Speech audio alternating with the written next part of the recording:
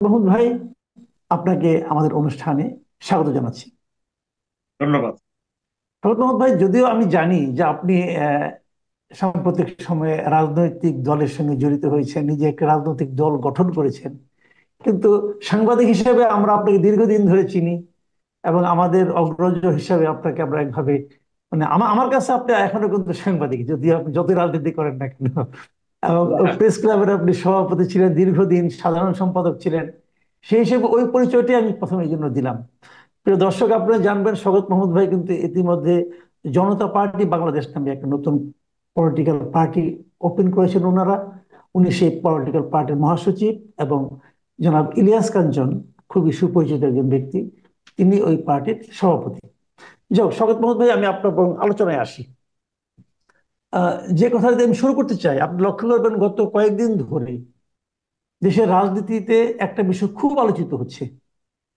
সেই বিষয়টা হলো যে আমাদের অন্তর্বর্তীকালীন সরকারের প্রধান ডক্টর মোহাম্মদ ইউনূস, উনি ইংল্যান্ডে গিয়েছিলেন, যে সেখানে বিএনপির ভারপ্রাপ্ত চেয়ারম্যান যিনি আছেন জনাব তারেক রহমানের সঙ্গে একটা একান্তিক বৈঠক করেছেন প্রায় 1.5 ঘন্টা ব্যাপী। 1.5 ঘন্টা ব্যাপী বৈঠকের পর আমরা কিছু একটা যৌথ ঘোষণা পেয়েছি, যৌথ বিবৃতি পেয়েছি, ছোট একটা বিবৃতি। সেখানে কেবলমাত্র নির্বাচন এই বিষয়টাই কিন্তু এসেছে, যে নির্বাচনটা যদিও ডক্টর ইউনূস আগে এপ্রিলে দিয়েছিলেন, সেটাকে যদি অন্যান্য অনেকগুলো কাজ করা যায় ঠিকঠাক মতো, তাহলে হয়তো উনি সেটাকে রমজানের 1 সপ্তাহ আগেও আনতে পারেন। তো অনেক যদি কিন্তু আছে। তো এটাতে আমরা দেখলাম যে দেশে এবং তাৎক্ষণিকভাবে এবং পরবর্তী সময়ে বিএনপির মধ্যে একটা বেশ আনন্দ, যে গণতন্ত্র ফিরে এসেছে, গণতন্ত্র এখন সবার দ্বার প্রান্তে চলে এলো, এরকম এরকম। আবার দেখলাম যে যে জামাতে ইসলামী এতে একটু ক্ষুব্ধ, একটু ক্ষোভ প্রকাশ করলো, যে তাদের তারিখ নিয়ে কোনো আপত্তি নেই, কিন্তু একটা মাত্র দলের সঙ্গে বৈঠক করে কিভাবে নির্বাচনের তারিখ ঘোষণা করা হলো, এটা কি তাহলে অন্য পার্টির গুলির প্রতি এক ধরনের পক্ষপাতমূলক আচরণ করা হলো কিনা? তো এইগুলো হলো, আমি একটু লম্বা ভূমিকা দিলাম। আপনি, আপনার কাছে আমি এই ছোট প্রশ্নটা আমার ছোট, সেটা হলো যে এই সামগ্রিক বিষয় বিবেচনা করে এই বৈঠকটা আপনার কাছে বর্তমান রাজনৈতিক প্রেক্ষিতে বাস্তবতায় কতটুকু গুরুত্বপূর্ণ মনে হচ্ছে, এবং এর মাধ্যমে আমরা গণতন্ত্রের পক্ষে পথে কতটুকু অগ্রসর হলাম? ধন্যবাদ মাসুদ কামাল। আমি আপনি যে প্রশ্নটা করেছেন সেটার মানে যদি তাৎক্ষণিক জবাব হয়, সেটাতে আমি বলতে পারি যে হ্যাঁ, এই বৈঠকটি অত্যন্ত গুরুত্বপূর্ণ এবং দেশের রাজনীতির জন্য আমি মনে করি প্রত্যাশার দিক থেকে, আঙ্গিকের দিক থেকে সব ক্ষেত্রেই কিন্তু গুরুত্বপূর্ণ হয়েছে। যেখানে বিএনপির ভারপ্রাপ্ত চেয়ারম্যান গত 28শে মে তারুণ্যের সমাবেশে বলেছিলেন যে ডিসেম্বরে নির্বাচন হতেই হবে, সেই জায়গা থেকে তিনি সরে গিয়ে ফেব্রুয়ারি করার জন্য প্রস্তাব দিয়েছেন। তারপর তারপর বিএনপির এক ধরনের নেতৃবৃন্দ ডক্টর ইউনূসের প্রচন্ড সমালোচনা শুরু করেছিলেন। অন্যদিকে ডক্টর ইউনূসও জনাব তারেক রহমানের 28শে মের বক্তব্যের পর ঈদের আগে তিনি জাতির উদ্দেশ্যে ভাষণে এপ্রিলের প্রথমার্ধে নির্বাচনের কথা ঘোষণা করেছেন। তার মধ্যে দুই পক্ষের মধ্যে এক ধরনের একটা, আমি বলবো যে দূরত্ব ছিল, এবং এই দূরত্বের মধ্যে উত্তেজনাও ছিল। সেইখানে লন্ডন বৈঠকে এই বৈঠকের পরিবেশ, বৈঠকের যে বডি ল্যাঙ্গুয়েজ ছিল দুই নেতা, তাতে মনে হয়েছে যে এই তারা ওই উত্তেজনার পরিসরটুকু তারা অতিক্রম করে ফেলছে, এই মেসেজটাই ছিল। এবং তারেক রহমান সাহেবও আমি বলবো যে তিনি অত্যন্ত আহ, আমি বৈঠকে মানুষ যেভাবে চেয়েছে সেইভাবেই তিনি কিন্তু এই তার আচরণটি করেছেন, একটা ইউনুসের সঙ্গে তাকে সম্মানিত করেছেন। এবং যেসব ব্যক্তির বিরুদ্ধে বিএনপির অভিযোগ ছিল যে উপদেষ্টা বাদ দিতে হবে, তাদেরকে নিয়েই বৈঠকটি করেছেন। এখানে কিন্তু অনেক বড় মনের পরিচয় দিয়েছে। অন্যদিকে ইউনূস সাহেবও কিন্তু আমি মনে করি যে তারেক রহমানকে যথাযথ সমাদর করেছেন, কথা শুনেছেন এবং একান্তে কথাবার্তা বলেছেন। বিএনপির পক্ষে গেইন হলো যে আহ, অবশেষে নির্বাচনের রোড ম্যাপটা বিএনপি আদায় করতে পেরেছেন একটা ইউনূসের কাছ থেকে, যে ফেব্রুয়ারিতে নির্বাচন করবে। এবং এই বৈঠকের পরপর যদিও যৌথ বিবৃতিতে পরিষ্কার ছিল না যে ফেব্রুয়ারিতেই নির্বাচন হচ্ছে, কিন্তু বিএনপি মহাসচিব ঢাকায় বসে বিবৃতি দিলেন যে আহ, ইউনূস তারেক বৈঠকে একমত যে তারা ফেব্রুয়ারিতে নির্বাচন। কিন্তু যৌথ বিবৃতির ভাষাটি পড়লে মনে হয় যেখানে বলা হয়েছে যে আহ, প্রধান উপদেষ্টার ভাষণের কথা বলা হয়েছে, যেখানে তিনি এপ্রিলে প্রথমার্ধে নির্বাচনের কথা বলেছেন, সেই রেফারেন্সটি এনে বলা হয়েছে তবে যদি সংস্কার এবং বিচার প্রক্রিয়ার পর্যাপ্ত অগ্রগতি সাধিত হয়। পর্যাপ্ত অগ্রগতি, পর্যাপ্ত শব্দটা আহ, অনেকটাই আমি বলবো যে এটা খুব একটা কৌশলী শব্দ। কারো কাছে কতটা কোনটা পর্যাপ্ত মনে হবে, কোনটা মনে হবে না বা অপর্যাপ্ত মনে হবে, সেগুলো বিষয় রয়ে গেছে। তাহলে এগিয়ে আনা যেতে পারে বলে এই ধরনের একটা বাক্য আছে। এরপরে উভয়ই সন্তুষ্ট হয়েছে এই যৌথ বিবৃতি। তো আমি মনে করি যে আমরা যারা মানে কোর খাওয়ার লোক বা সাংবাদিকতা করে নানা ধরনের নানা রাজনৈতিক ঘটনাবলী দেখে আসছি, এগুলি ওই বিবৃতির মধ্যে যদি বা তবে বা পর্যাপ্ত অপর্যাপ্ত দেখি এই ধরনের শব্দের আহ, সংশ্লেষ কিন্তু আমাদেরকে একটু একটু খটকার মধ্যে ফেলে রাখে। এটা আমরা জি। বরাবরই দেখি। তারপরেও মিডিয়া এবং আমি মনে করি যে বিএনপির নেতৃবৃন্দ এবং বিএনপির সঙ্গে যারা অনুগামী কতগুলো দল আছে তারা সবাই বলছে জাতীয় একটা স্বস্তির অনিশ্চয়তার মেঘ কেটে কেটে গেছে এবং নির্বাচনের ট্রেনে উঠেছে কথাটি বলছে। পক্ষান্তরে জামাত এনসিপি তাদের বক্তব্যে একটু ভিন্ন মত আছে। তারা বলছে যে এক দলের সঙ্গে আলোচনা করে তথ্য বিবৃতি দেওয়া এবং নির্বাচনের তারিখের ব্যাপারে, ভিন্ন তারিখের ব্যাপারে একমত হওয়া, এটা ইউনূস সাহেবের উচিত হয়নি। তিনি তার নিরপেক্ষতা ক্ষুণ্ণ হয়েছে এবং অন্তর্বর্তী সরকার বিএনপির দিকে ঝুঁকে যাচ্ছে। আবার উপদেষ্টা পরিষদের আজকের একটা প্রতিক্রিয়া দেখলাম যে তারা এই বৈঠক নিয়ে সন্তুষ্ট। উপদেষ্টা পরিষদের সন্তুষ্টির কি আসে যায় আমি বুঝি না, কিন্তু বলা হচ্ছে এই কারণে যে যাতে করে সমালোচকরা বলতে পারেন যে সরকারটি এখন বিএনপি ঘেঁষা। আমি যে জায়গাটি দেখি সেই জায়গাটি হচ্ছে যে ইউনূস সাহেব কিন্তু আগের ঘোষণা থেকে আহ, তিনি সরে গেছেন, এই কথাটা পুরোপুরি বলা যায়। রাইট। ইউনূস সাহেব যে এই ফেব্রুয়ারিতে নির্বাচন দিয়ে দিবেন এমন কিছু না, বলা হয় মিডিয়ার চাপে হোক বা আন্দোলনের রাজনৈতিক দলগুলোর চাপে তিনি ফেব্রুয়ারিতে নির্বাচন আনবেন কিনা সেটা পরের ব্যাপার। তারপর এই নির্বাচনের যারা আরো স্টেক হোল্ডার আছে, পলিটিক্যাল স্টেক হোল্ডার, সেই স্টেক হোল্ডারদের সঙ্গে তিনি নিশ্চয়ই ফিরে এসে কথাবার্তা বলা শুরু করেছেন এবং তারা কি বলছেন সেটাও তাকে কানে নিতে হবে। ইউনূস সাহেব এখন কোনো মতে একটা সনদ দিয়ে যদি তিনি একটা নির্বাচন দিয়ে যেতে পারেন সেটাকেই তিনি তার অ্যাচিভমেন্ট মনে করবেন। বাস্তবে সংস্কার কতখানি সাধন করবেন বা করবেন না সেই বিষয়ে আমার একটা সন্দেহ আছে এবং সরকার করতে পারবে কি। হয়তো দেখা যাবে যে জুলাই সনদ দিয়েই একটা আবার রাজনৈতিক মতানৈক্য শুরু হয়েছে, খটমটি শুরু হয়েছে। তো ইউনূস সাহেবের সঙ্গে তারেক সাহেবের যে বৈঠকটি হয়েছে, তারা 1 ঘন্টা 20 মিনিট একান্তে কথা বলেছে। এই একান্তে কথাবার্তার মধ্যে নিশ্চয়ই সনদের ব্যাপারে কথা হচ্ছে। এটা কেউ বললেই এটা উড়িয়ে দেওয়া যাবে না। ইউনূস সাহেব নিশ্চয়ই জানতে চেয়েছেন যে এই জুলাই চার্টারের ব্যাপারে বিএনপির অবস্থা। সেখানে তারেক রহমান সাহেব নিশ্চয়ই তাকে কিছু বিষয়ে আশ্বস্ত করেছেন বা মন্তব্য করেছেন যে ওগুলো বাদ থাকবে, এগুলো থাকবে না, এগুলো থাকবে। সেই ব্যাপারে কতখানি মতৈক্য হয়েছে আমরা জানি না, কিন্তু ডেফিনেটলি এই ব্যাপারে আলোচনা হচ্ছে এবং আচ্ছা, আরো আপনি আলোচনা। একটা আপনি একটা কথা বললেন যে সংস্কারের ব্যাপারে আলটিমেটলি সরকার কতটুকু সংস্কার করতে পারবে এ ব্যাপারে আপনার সন্দেহ আছে। কিন্তু আপনি একটা কথা খেয়াল করবেন যে যৌথ বিবৃতি যেটা দেওয়া হয়েছিল সেখানে কিন্তু এই কথাটা বলা হয়েছিল, আমি আপনাকে পড়ে শোনাই যে যে রমজানের আগে সপ্তাহ নির্বাচন হতে পারে, একটু ঠিক আছে, তারপরে বলেছিলেন উনি, ওখানে লেখা হয়েছিল সেক্ষেত্রে ওই সময়ের মধ্যে সংস্কার ও বিচার বিষয়ে পর্যাপ্ত অগ্রগতি অর্জন করা প্রয়োজন হবে। এখন যদি সংস্কারটা, যে আপনার যে সন্দেহ, যদি আপনার সন্দেহ তো এমনি এমনি না, আপনি তো অনেক কিছু বুঝেই সন্দেহটা করেছেন, হুম, এখন যদি এই সন্দেহটা শেষ পর্যন্ত বাস্তবায়িত হয় তাহলে তো ওই অগ্রগতি হবে না। তো না হলে কি নির্বাচনটা হবে না নাকি? সেটাই সেটাই সেটাই কারণ প্রশ্নটা সেই জায়গায়। যেমন সংস্কার, ধরুন বিচারের কথাই ধরুন, তাহলে বিচারটা তো আহ, আহ, ডিসেম্বর বা ফেব্রুয়ারির মধ্যে বিচার শেষ হয়ে যাবে এটা কেউই আশা করে।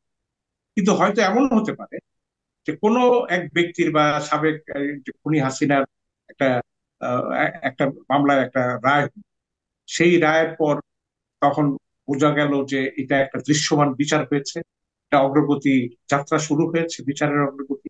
অতএব তখন বিএনপি বলবে যে এটা এখন নির্বাচনের তফসিল ঘোষণা করা। নির্বাচন কমিশনারের প্রধান নির্বাচন কমিশনারের বক্তব্য হচ্ছে যে 2 মাস পরে, ডিসেম্বর 2 মাস আগে নির্বাচন অনুষ্ঠান, 2 মাস আগে তারা করছে।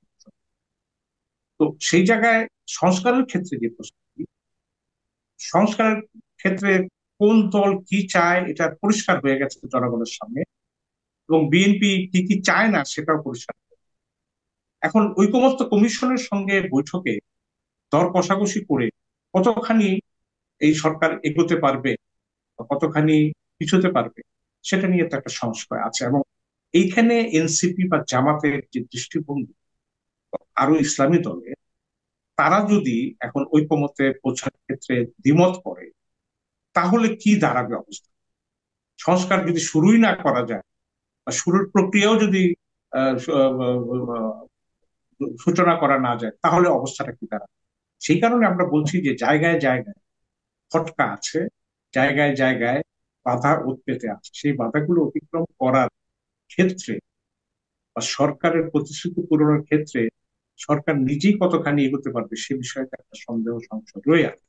এটাই। আরেকটা কথা আমি বলতে চাই মাসুদ, জি। আপনি কিন্তু এখানে, আমি স্টেক হোল্ডারদের কথা বলছি, স্টেক হোল্ডার খালি জামাত ইসলামী, এনসিপি বা রাজনৈতিক দল। বাংলাদেশের রাষ্ট্রপতি বলে একজন আছে। জি। রাষ্ট্রপতি কিন্তু তত্ত্বাবধায়ক সরকার বলেন, অন্তর্বর্তীকালীন সরকার বলেন, এই সরকারের কিন্তু একজন গুরুত্বপূর্ণ ব্যক্তি। ইউনূস সরকার কিন্তু রাষ্ট্রপতিকে চরম অবহেলা করছে। তাকে অবহেলা করছেন এইভাবে, যে রেফারেন্সটি পাঠানো হয়েছিল এই সরকার গঠন না, তাতে বলা জি। হয়েছিল যে এই দেশে একটা এই ডক্ট্রিন অফ নেসেসিটি অনুযায়ী একটা অন্তর্বর্তী ব্যবস্থা হবে এবং রাষ্ট্রপতি প্রধান উপদেষ্টা উপদেষ্টা নিয়োগ। এখন এই প্রধান উপদেষ্টা কিভাবে বিহেভ করবেন, কাজ করবেন? তিনি কি প্রধানমন্ত্রীর কাজ মতোই কাজ করবেন, নাকি তিনিও রাষ্ট্রপতির মতো কাজ করবেন? সব ফাইল রাষ্ট্রপতির কাছে পাঠানো হয়, কিন্তু ইউনূস সাহেব শপথ ছাড়া রাষ্ট্রপতির সঙ্গে একদিনও কিন্তু বঙ্গভবনে গিয়ে কোনো কথা বলেন। দ্বিতীয়ত, 52 বছরের ইতিহাসে রাষ্ট্রপতি যেখানে ঈদের নামাজ জাতীয় ঈদগাহে পড়েন, তাকে এই দুই ঈদের নামাজ পড়ার ক্ষেত্রে তাকে নিষেধ করা হয়েছে বলে আমরা শুনছি। তারপরে আরো ইন্টারেস্টিং বিষয়, যেসব রাষ্ট্রদূতরা নতুন এসে পরিচয়পত্র পেশ করে, তারা রাষ্ট্রপতি, বঙ্গভবনে right. পরিচয়পত্র পেশ করার এই আনুষ্ঠানিকতা কিন্তু ওই রাষ্ট্রদূতের জীবনে এবং সরকারের জন্য একটা গুরুত্বপূর্ণ বিষয়। তো এগুলি কোনো প্রচার হয় না, টেলিভিশনে হয় না, ইভেন ফরেন মিনিস্ট্রির ওয়েবসাইটে দেওয়া হচ্ছে। কারণটা কি? হ্যাঁ, রাষ্ট্রপতিকে আমরা ভিন্ন রাজনীতির লোক, গণ অভ্যুত্থানের বিরোধী লোক বলে ধারণা করে তাকে অপসারণ করার প্রস্তাব উঠেছিল, দাবি উঠেছিল। সেখানে বিএনপি সরকার মনে করেছে যে না, এর রাষ্ট্রপতি থাকবেন। তো যদি থাকেন, তার কাছে সব ফাইল পাঠান। কিন্তু তাকে আপনি ওই রাজনৈতিক এই অগ্রগতি বা নির্বাচন বলুন বা যেমন সবকিছু ব্যাপারে তার সঙ্গে তার কোনো কথোপকথন নেই, তিনি বঙ্গভবনে পড়ে আছেন। আমার কথা, এই রাষ্ট্রপতির প্রতি আমার কোনো ব্যক্তিগত কোনো আমার পরিচিত নেই এবং কোনো আহ, মানে সহানুভূতির প্রশ্ন। কিন্তু এই রাষ্ট্রপতি বলে যে আছে, তাকে আপনি কোনো কিছুর মধ্যে জানান না, আপনি বিদেশ যাচ্ছেন আসছেন, রাজনৈতিক অগ্রগতি হচ্ছে, নির্বাচন হচ্ছে, এই রাষ্ট্রপতিকে দিয়েই তো নির্বাচনের পরে পার্লামেন্ট ডাকতে হবে। আমার তো প্রশ্ন হচ্ছে, বঙ্গভবনে কোনো প্রেস উইং বলে কোনো জিনিসই নাই। তো বিষয়টা কি? ইউনূস সাহেব নিজেই রাষ্ট্রপতি কত বিহেভ করছেন। ঈদগাহতে নামাজ পড়তে গেলে ইনি সবার সঙ্গে হাত মিলাচ্ছেন এবং 5 বছর থাকার দাবি তাকে তিনি শুনছেন, তিনি সবকিছু ফাংশন। এটা আমাদের একটা পার্ট। সেকেন্ড পার্টটা হলো সেনাবাহিনীর যে যে মিটিংটার বক্তব্য নিয়ে রাজনৈতিক অঙ্গনে হইচই হয়েছে, সেখানে একটা কথা উঠেছে যে আহ, প্রধান উপদেষ্টা অনেক অনেক বিষয়ে তাদের শেয়ার করেন না বা আলোচনা করেন না, জানি না কতখানি সত্য। কিন্তু এই সেনাবাহিনীকে একটি স্বাভাবিক অবস্থার সেনাবাহিনী বিবেচনা করাটা কি ঠিক হবে? সেনাবাহিনী আপনাকে পাহারা দিচ্ছে, দেশের আইন শৃঙ্খলা রক্ষায় নিয়োজিত আছে, এবং গণ অভ্যুত্থানের চূড়ান্ত পর্যায়ে এই সেনাবাহিনী একটা ভূমিকা পালন করেছে। এটাকে তো আপনি অস্বীকার করতে পারবেন না। তা না হলে তো আজকে আপনার সেনাবাহিনী ছাড়া যদি একটা দেশে গৃহযুদ্ধ বেজে যেত বা অনেক হাজার হাজার লোক গঠন করতো, তাহলে কি দাঁড়াতো সেনাবাহিনী থাকায়, আমি মনে করি যে এই জায়গাটায় এই হস্তক্ষেপটা থাকায় বন্ধ। যাই হোক, আমার এগুলো কথা হচ্ছে যে আমরা প্রকাশ্যে স্বীকার করি বা না করি, এইসব ক্ষেত্রগুলো কিন্তু বাংলাদেশের রাজনীতিতে একটা ফ্যাক্টর। বঙ্গভবনের ফ্যাক্টর, সেনা ভবনের ফ্যাক্টর। এবং ইউনূস সাহেব যদি শুধুমাত্র মনে করে, শুধুমাত্র তার উপদেষ্টা পরিষদ দিয়ে বা বিএনপি আর কয়েকটি দলের সঙ্গে আলোচনার ভিত্তিতে তিনি দেশের একটা সুষ্ঠু নির্বাচন করে ফেলবেন, আমার মনে হয় যে এখানে এটা একটা ভুল। কারণ এই আমরা বাংলাদেশের রাজনীতি সবই দেখেছি। কারণ পলিটিক্যাল পার্টি লিডাররা তো গণ অভ্যুত্থানের পরে বঙ্গভবনে ছুটে গেছে, তো ওইখানেই তো প্রেসিডেন্টের সঙ্গে কথা বলে সরকার গঠন করছে। না, আইন অনুযায়ী তো আপনার এই যে উপদেষ্টা পরিষদ ইনক্লুডিং ডক্টর ইউনূস সবাইকে তো এই রাষ্ট্রপতি নিয়োগ দিয়েছে তার উপদেষ্টা হিসাবে। নিয়োগ ওনারা তো দিয়েছে। উপদেষ্টা, রাষ্ট্রপতির উপদেষ্টা। হ্যাঁ, ওনারা কিন্তু রাষ্ট্রপতির উপদেষ্টা আইন অনুযায়ী। রাষ্ট্রপতির উপদেষ্টা। এবং সুপ্রিম কোর্টের যে মতামত দিয়েছেন তাতে কিন্তু বলা হয়নি যে তারা রাষ্ট্রপতিকে অমান্য করে চলবে, তো না, এই তা বলা লাইসেন্স হয়নি। দেওয়া হয়নি। বরঞ্চ তো সেই সুপ্রিম কোর্ট জায়গায় বলেছে যে প্রয়োজনে এই জন্য রাষ্ট্রপতি তাদেরকে নিয়োগ দিতে পারবেন। সেটা যে দিতে এখন পারবেন, যে নিয়োগ সে আবার বাতিলও করতে পারে। তো এই বাতিল করতে জায়গায় পারবেন। এই জায়গায় এই বিষয়গুলো বোঝা উচিত। ইউনূস সাহেব আন্তর্জাতিকভাবে প্রশংসিত স্বনামধন্য ব্যক্তি, কিন্তু বাংলাদেশের পলিটিক্যাল বা রাষ্ট্র কাঠামোর মধ্যে যে এই বিষয়গুলো যে আছে, এই বিষয়গুলোকে এটা অগ্রাহ্য করা যাবে না। ইতিপূর্বে আপনারা দেখেছেন যে তত্ত্বাবধায়ক সরকার হয়েছে, সেখানে রাষ্ট্রপতি প্রধান নির্বাহী হিসাবে করেছেন, কিন্তু প্রধান উপদেষ্টাকে সব লাইসেন্স দিয়ে দিয়েছেন যে হ্যাঁ আপনি সবকিছু করেন। তো সেই জায়গায় তাকে তাচ্ছিল্য বা অবহেলা করাটা আমি মনে করি যে এটা এখানে আপনার এই কথা থেকে আমরা যেন ডক্টর ইউনূস সাহেবের এক ধরনের মানসিকতা মানে হয়তো টের পাচ্ছি। এই কথাটা আমি বললাম এই কারণে, আমি একটু আপনাকে আরেকটা প্রশ্ন, এটা আমার শেষ প্রশ্ন। আপনি দেখবেন যে একটা মানুষের মধ্যে একটা প্রশ্ন কিন্তু এসছে যে এই যৌথ ঘোষণায় কেবলমাত্র নির্বাচনের প্রসঙ্গটা এসেছে, কিন্তু বাকি এইটুক বলতে তো নিশ্চয়ই 1.5 ঘন্টা লাগে নাই, তারা তো 1.5 ঘন্টা মিটিং করেছেন। আরো অনেক বিষয় ছিল, সেগুলোর মধ্যে কি আমরা জানি না। মানুষের মধ্যে কৌতূহল কিন্তু আছে। তো কালকে দেখলাম আমি যে বিএনপির আপনার স্থায়ী কমিটির সদস্য সালাউদ্দিন আহমেদ সাহেব, উনি একটা জাতীয় দৈনিক একটা ইন্টারভিউ দিয়েছেন। সেই ইন্টারভিউতে উনি বলেছেন, আমি আপনাকে একটু পড়ে শোনাই উনি কি বলেছেন, যে আমরা ভবিষ্যতে রাষ্ট্র পরিচালনার ক্ষেত্রে জাতি গঠনের প্রক্রিয়ায় ডক্টর মোহাম্মদ ইউনূসের অভিজ্ঞতা ও পরামর্শকে কাজে লাগানোর আগ্রহ প্রকাশ করেছি। তো ডক্টর ইউনূসকে ওনারা কিভাবে কাজে লাগাবেন এবং আগ্রহটা কার কাছে প্রকাশ করলেন? তো এটা কি মানে ওনাকে কি রাষ্ট্রপতি হিসেবে করার কিছু ভাবা হচ্ছে কিনা, এই ধরনের যদি মানুষ বলে ভাবে, তাহলে এটাকে আপনি কিভাবে দেখবেন? এটা দেখুন, এটা আমরা একটা কানাঘুষা শুনেছি যে ডক্টর ইউনূস সাহেবকে একটা প্রস্তাব দেওয়া হয়েছে যে বিএনপি নির্বাচিত হওয়ার পর সরকার গঠন করলে তাকে একটা হয়তো রাষ্ট্রপতি বা এই ধরনের করার চিন্তা ভাবনা করা হচ্ছে এই ধরনের। কিন্তু ইউনূস সাহেবের কিন্তু তার ওই চ্যাথাম হাউসের বক্তব্যে কিন্তু তিনি পরিষ্কার করে দিয়েছেন তিনি কোনো দায়িত্ব আর নেবেন না, এমনকি তার উপদেষ্টারও নেবেন। এটা কিন্তু ডাক্তার ইউনূস সাহেবের একটা বড় স্ট্রেংথ ছিল, যে আমি যার কাছ থেকে কিছু নেওয়ার আশাই করি না তার সঙ্গে আমার এত এত বার্গেন করতে হবে কেন, আমি আমার পজিশনে থাকি। হুম। সেকেন্ডলি, এই তারেক রহমানের সঙ্গে সংলাপের আগে তার আরেকটি শক্তির জায়গা ছিল এরকম, যেহেতু বেগম খালেদা জিয়া ইন্টারভেন করেছেন, ডাক্তার ইউনূসের সঙ্গে রেষারেষি কমাও, এই সরকারের বিরোধিতা যেও না, এই কথাটা বিএনপি যখন নেতৃবৃন্দ হাইকমান্ড শুনেছে, তখন অটোমেটিক্যালি ইউনূসের সাহেবের পজিশনটা আপগ্রেড হয়েছে যে হ্যাঁ, তাহলে ইউনূস সাহেব যে সিদ্ধান্ত নেবেন এই সিদ্ধান্তের কাছাকাছি বা সঙ্গে সঙ্গে আমাদের থাকে। এই দুটি বিষয় কিন্তু আমি মনে করি যে ইউনূস সাহেবের পক্ষে ছিল। কিন্তু ইউনূস সাহেবের এখন যেহেতু তিনি বলে ফেলেছেন তিনি আর কোনো পদ গ্রহণ করবেন, আমার মনে হয় এটা খুব তার জন্য কঠিন হবে। বিএনপি কিন্তু হয়তো আপনি কি, শোকত ভাই আমি আপনাকে একটু থামাচ্ছি, আপনি কি মনে করেন, আপনি কি ওনাকে এটা বলতে শুনেন নাই, একাধিক মিডিয়ার কাছে কি উনি বলেন নাই যে আওয়ামী লীগকে নিষিদ্ধ করার কোনো অভিপ্রায় আমাদের সরকারের নাই? উনি তো বলেছিলেন। তো সেই অভিপ্রায় কি উনি রক্ষা করেছেন? অথবা উনি অভিপ্রায় তিনি রক্ষা করতে পারেননি, এবং লন্ডনে গিয়ে এই কথা বলেছেন যে এখন যদি এই ক্ষেত্রে হয়, এক্ষেত্রে যদি ওনাকে এরকম অনুরোধ করা হয়, সবাই যদি বলে, হয়তো এই ক্ষেত্রে অভিপ্রায় রক্ষা করতে নাও পারতে পারে। না, এটা এখন তিনি ছাত্রদের অনুরোধে প্রধান উপদেষ্টা হয়েছে, তত্ত্বাবধায়ক অন্তর্বর্তী সরকার প্রধান হয়েছে।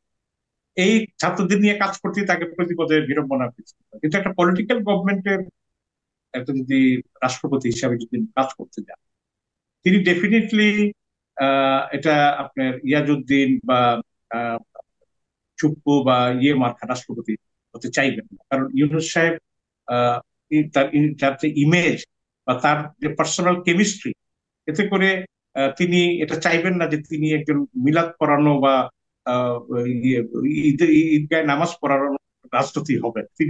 তাকে হজম করাও কিন্তু একটা রাজনৈতিক সরকারের জন্য খুব কঠিন হবে। তিনি চাইলেও একবার বসে এটা গেলে একটা ভালো কিন্তু এটা কথা বলেছেন। সমস্যা আছে। এবং তিনি এখন যে দৃষ্টান্তটা রেখে যাচ্ছেন, তিনি তার একটা ঐকমত্য কমিশনের প্রধান, তিনি প্রস্তাব দিয়েছেন যে প্রেসিডেন্টের ক্ষমতা বাড়াতে হবে, রাইট, প্রধানমন্ত্রীর ক্ষমতা রাইট। কমাতে হবে। এখন চুপ্পুর কার্যত বঙ্গভবনে রেখে তিনি কি দৃষ্টান্ত স্থাপন করছেন, এটা যে তার উপরে এটা বর্তায় কিনা, এটা তো একটা প্রশ্ন। আমার মনে হয় না যে ইউনূস সাহেব চাইলেও, ইউনূস সাহেব হয়তো একটা আপনার হয়তো আমাদের আছে যে একটু বিদেশি আগে বিএনপির সময়েও বলা হয়েছে, আগের সরকারের সময়, যে তিনি প্রধানমন্ত্রীর বিশেষ দূত হিসাবে বা বিশেষ হিসাবে তিনি বাইরে কাজ করেন। তিনি পছন্দ করেন প্লেনে আহ, ঘুরতে, বিভিন্ন বিশ্ববিদ্যালয়ে ভর্তি দিতে, বিভিন্ন সরকার প্রধানদের সঙ্গে মানে ছবি তুলতে, এবং বিদেশে গেলে তার মুখ খুলে যায়, তার অন্তর খুলে যায়। তো এরকম আছে ব্যাপার। তো আমি ওই পর্যন্ত আমি মনে করি না যে বিএনপিও মনে মনে চাইবে আসলে যে এই ধরনের রাষ্ট্রপতি হোক। এই জি, আমার কথা।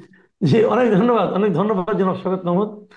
প্রিয় দর্শক, আপনারা শুনলেন মানে সিনিয়র সাংবাদিক, সাংবাদিক মানে জগতের সংগঠক হিসেবে আমরা যাকে চিনি,